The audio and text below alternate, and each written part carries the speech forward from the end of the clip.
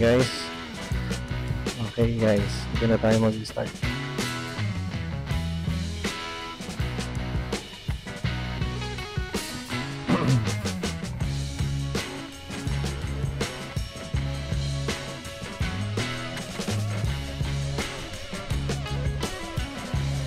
Okay guys, so testingin natin yung bago nating camera.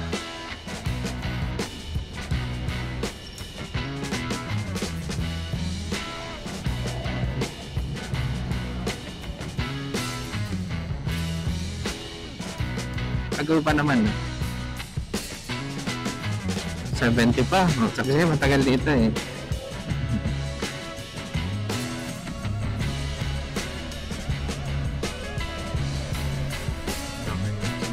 Inprint Customs. SM Center Antipolo. Dati ang tawag dyan SM Cherry eh. Pinaltan. Hindi ko alam kung bakit.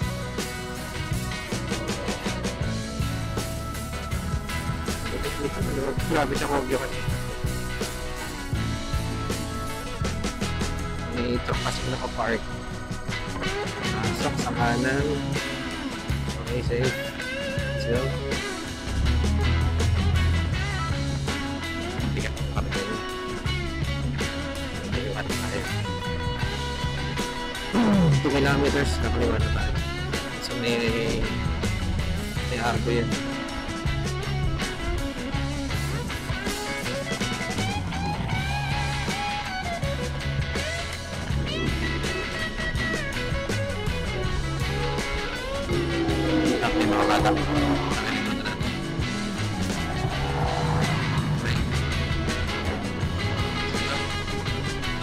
Ito po, accident porn area.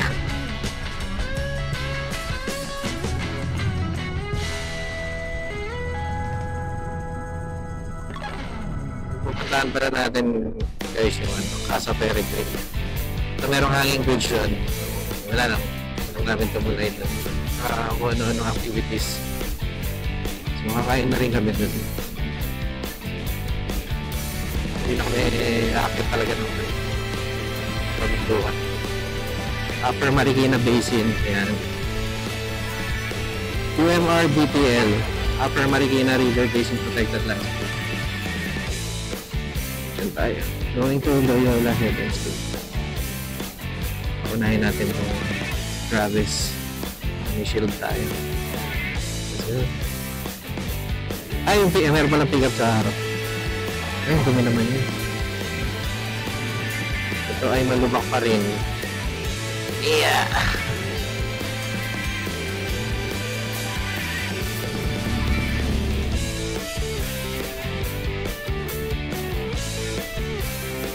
Napuntahan na namin ito once ito kasi pero hindi pa siya ganun kaganda dati.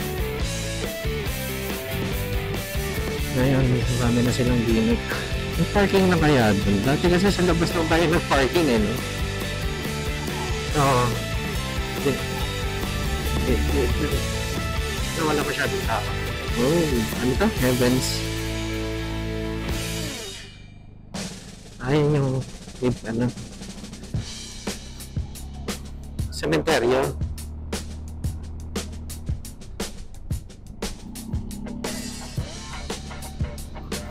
Aso.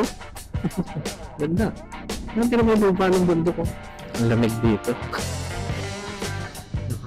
Tanawin Filipina dishes. Ah. Huh? Hindi. Restaurant, no? Gusto kaya dyan. Maganda rin siguro yung view ng Tanawin eh. Oo. Nagiba, bigla ano ng hangin dito. Simoy.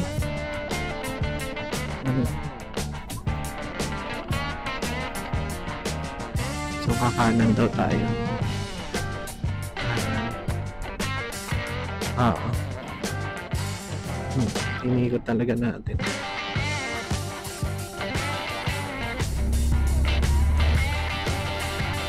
Kasi ito makapunan sa kakalaman. Important. tsaga ng mga nilalakad lang. Lalakad pa sila pa rin. Ganyan yung story ng mga parents natin dati. Nilalaan pa rin. Parang sila. Pero andun si Bambi. Nagkakasama sila. Bakit yun? Yeah, okay dito lamig. Ito may mga ATV rin dito, di ba? Pagkakatanda ako na ito.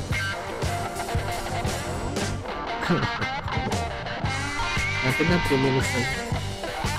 Kakanan na tayo. Ba't saan yung kakanan? Ito? Nasa Peregrine. Off-road pa rin siya. Okay, yung sikip. So, paano kung magpa-parking? Kaya naman ano dito yung parking. Diba? Yan ang pa-parking yun. Diba?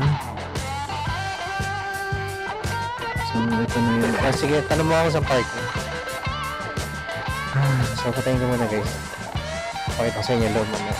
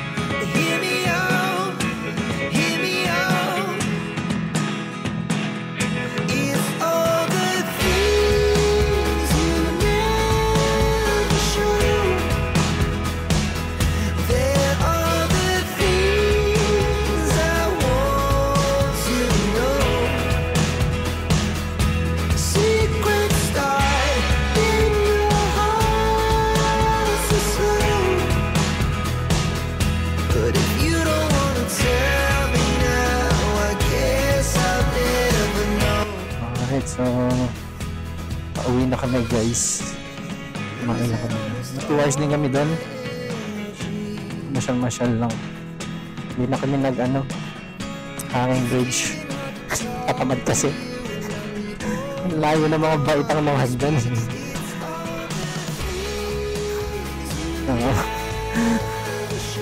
Kung nagkamali ka, yari. Walang kapitan mahirap Masarap yung pagkain na fairness. Hindi picture din. Filipino food lang, pero ang sarap. Hirap pa. Bali, in-order namin diyan po. Tsaka sinigang na bangus. Sarap yung sinigang na bangus. Grabe. Ngayon, isang buong bangus siya guys. Pero hindi yung malaki sakto lang. Good for good for 3 siya. 4 na hati yung bangus boneless na yung bangus.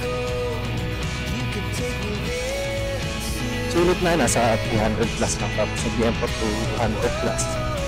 Yung Diempo good for 4. 4 na slice. Na medyo makapal yung tutak. Yung entrance fee pa nga pala. Bali entrance fee 50. Tapos sabihin niya na kung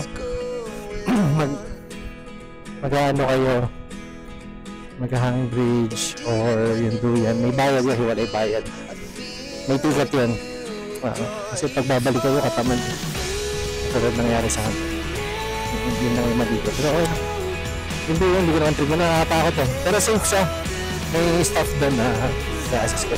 Saka merong yung harness naman, hindi siya, tapos bakal naman yung swing, pati yung hindi siya tali lang, bakal talaga.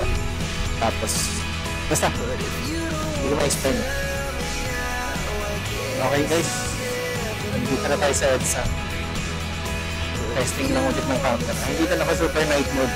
Pero titignan ko lang kung maliwanag pa rin kahit medyo lubog na yung araw. Naka-auto lang yung mga settings.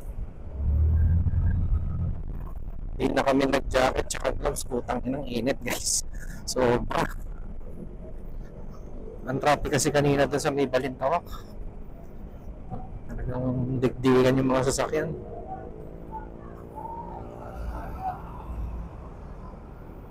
Kaya nagana na, t-shirt na lang ako. Mabagal lang naman tayo, so okay na yan.